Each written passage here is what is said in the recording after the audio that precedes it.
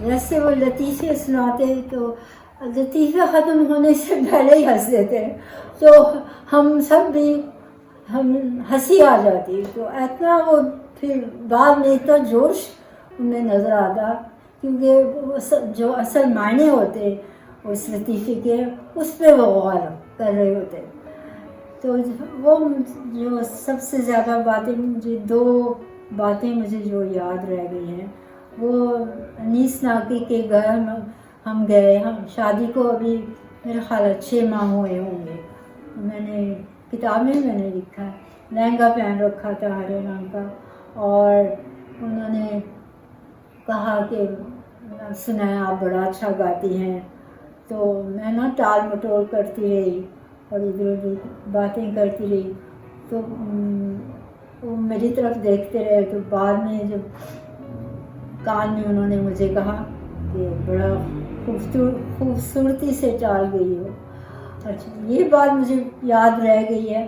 اور دوسری بات کہ انہوں نے بڑے جیسے فخر سے بتایا ہو کہ میری بیوی امریکہ میں رہنے کے باوجود، یورپ میں رہنے کے باوجود بھی انگریزی نہیں بولتی اور نہ انگریزی گانے سنتی ہے، اس کو اردو کا شوق ہے.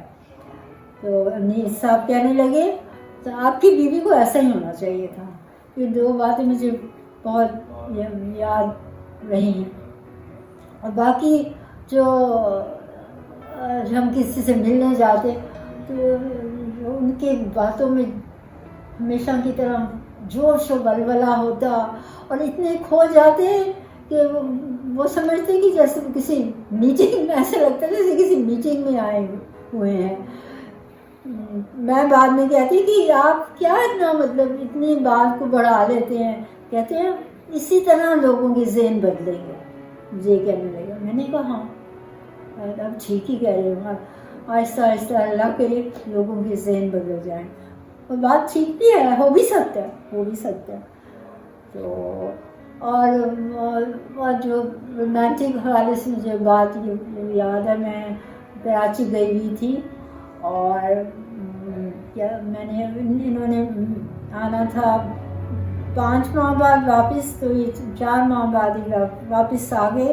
اور میں اسی دن میں نے کہا اپنے ماں باپ سے ملنے چلی جاؤں، کیونکہ انہوں نے باہر چلے جانا تھا، ٹرانسفر ہونی تھی میرے ابو کی. تو کیا کہتے ہیں، وہ یہ کہ جب وہ لاہور پہنچے تو میں کراچی میں تھی.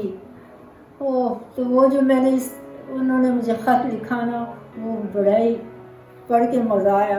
وہ کہتے ہیں یہ کیا کیا تم نے میرے ساتھ، میں نے تمہارے تم سے ملنے کا اتنا انتظار تھا، اور تمہارے لیے میں گجرے کے پھول بھی لے کے آیا کہ تمہیں دوں گا. میں نے وہ آنکھوں میں آنسو تھے، اور میں نے وہ گجرے اور ہار بستر پہ پھینکے. تو یہ ایسی باتیں مطلب ہر کوئی ایسی باتیں نہیں کرتا. اور ایک اور بات کہ مجھے سیاست سے کوئی لگاؤ نہیں تھا، پہلے بالکل نہیں تھا. پھر جب بھٹو صاحب کی تقریریں سننی بہت اچھی لگی تو مجھے شوق پیدا ہوا. یہ تو ان کو بڑی خوشی ہوئی اس بات کی، آخرکار تم بھی سیاست کی طرف آئی ہو. اور تو پھر اس کے کچھ عرصے بعد موقع ملا کہ نصرت بھٹو سے مجھے ملایا، اور اس کو نصرت بھٹو کو پتہ تھا کہ ہماری جمعرات کی شام ہماری ڈیٹ ہوتی ہے. تو وہ کہنے لگی کہ میں نے آپ کی شام خراب کر رہی ہوں ڈاکٹر صاحب کے ساتھ. میں نے کہا نہیں، جو آپ کر رہی ہیں اس قدر عظیم کام ہے، یہ تو بالکل کوئی معمولی سی بات ہے.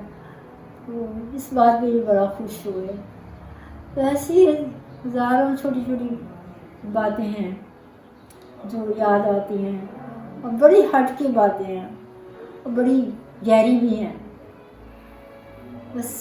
اور جو اس اتنے پیارا اور رومانٹک عرصہ جو ساتھ گزارا، بیچ میں دوریاں بھی آئیں، ناچاکیاں بھی آئیں، اور آخر میں جو اللہ تعالیٰ نے ہم نے جو آخری 3.5 سال میں نے گزارے ان کے ساتھ، وہ کیا وہ میرے خیال ہے شاید ہی کسی نے گزارے ہو، اور وہ بھی رومانٹک ماحول. سوچیں آپ بڑھاپے میں رومانٹک ماحول اتنا، یعنی وہ اتنا گہرا بھی تھا، رومانٹک بھی تھا، اس میں مزاح بھی تھا، علم بھی تھا، سب کچھ تھا. میں کیا بتاؤں، بہت ہی وہ ایک خزانہ ہے میرے لیے، شاید ہی کسی کو ملتا ہو. جوانی میں تو ہر کوئی انجوائے کرتا ہے، بڑی یادیں ہوتی ہیں، پر یہ بڑھاپے کی یادیں ہیں اور ہمیشہ یاد رہیں گی مرتے دم تک.